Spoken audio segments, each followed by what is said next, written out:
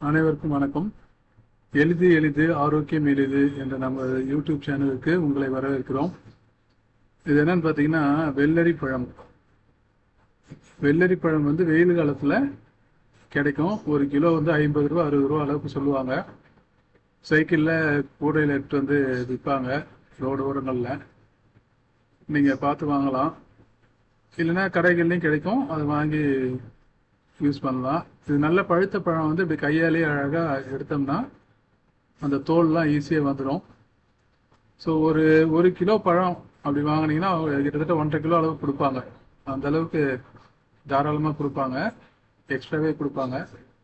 அந்த 1.5 கிலோன்றது ஒரு 2 பேர் சாப்பிட்லாம். 2 பேர் லஞ்சுக்கு அந்த வெள்ளரி பழத்தை இந்த மாதிரி நாட்டு சர்க்கரை வச்சுக்கிட்டு 2 பேர் சாப்பிட்டீங்கன்னா ஃபுல் லஞ்சு 2 பேரும் சாப்பிட்ட மாதிரி ஒரு நல்ல ஃபீல் இருக்கும். பசியும் இருக்காது. ஆக்சுவலாக நல்ல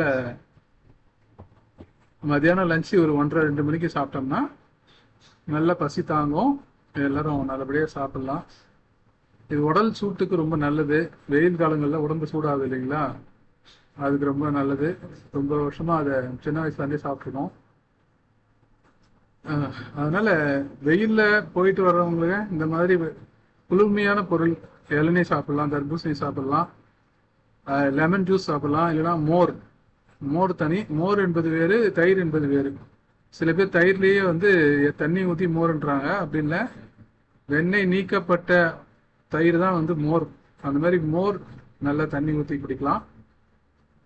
இல்லை லெமன் ஜூஸ் வந்து குடிக்கலாம். இல்லை ஓஆர்எஸ் பவுடர் சாப்பிட்லாம். ஓஆர்எஸ் பவுடர் தண்ணியில் கலந்து சாப்பிட்லாம். நம்ம சேனலில் வந்து ஓஆர்எஸ் பவுடர் எப்படி செய்கிறது வீட்லேயே அப்படின்றது தனியாக ஒரு வீடியோ போட்டிருக்கோம். அந்த வீடியோட லிங்க் இங்கே கொடுக்குறேன். ஸோ இது ஒரு இயற்கையான உணவு, ஆரோக்கியமான உணவு.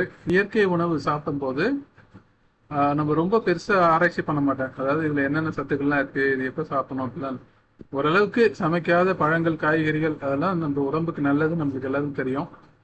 அதனால் எளிமையாக அதை சாப்பிட்டா நல்லது தான். இதில் ரொம்ப ஆராய்ச்சி பண்ணி இதை வந்து சாப்பிடலாமா சாப்பிட வேணாமா, இதில் என்ன இருக்குது, இதில் பூச்சி மருந்து இருக்கா, அதெல்லாம் ரொம்பவும் யோசிக்க வேண்டியதில்லை. இயற்கை பழங்களில், காய்கறிகளில் வந்து பூச்சி மருந்து இருந்தாலும் அதை வந்து ஒரு தண்ணியில், ஒரு பவுலில் தண்ணியில் ஒரு உப்பும் வந்து மஞ்சள் தூளும் போட்டு வச்சு ஒரு 1/2 hour 1 hour வச்சுருந்தீங்கன்னா அந்த பழங்களில் இருக்க பூச்சி மருந்தெல்லாம் அதில் கரைஞ்சிரும் அப்படின்னு சொல்கிறாங்க. ஸோ இந்த மாதிரி சில வழிமுறைகளை ஃபாலோ பண்ணி இயற்கை உணவுகளை நிறைய சாப்பிடுங்க. ஆரோக்கியமாக வாழலாம். எளிது எளிது ஆரோக்கியம் எளிது. ஆரோக்கியமாக வாழ்வதற்கு நம்மளுக்கு குறைஞ்ச அளவு பணம் போதும். நிறைய பணம் மிச்சமாகும் ஆக்சுவலாக தேவையில்லாத பொருட்களை வாங்கும்போது. நன்றி. வாழ்க வளமுடன்.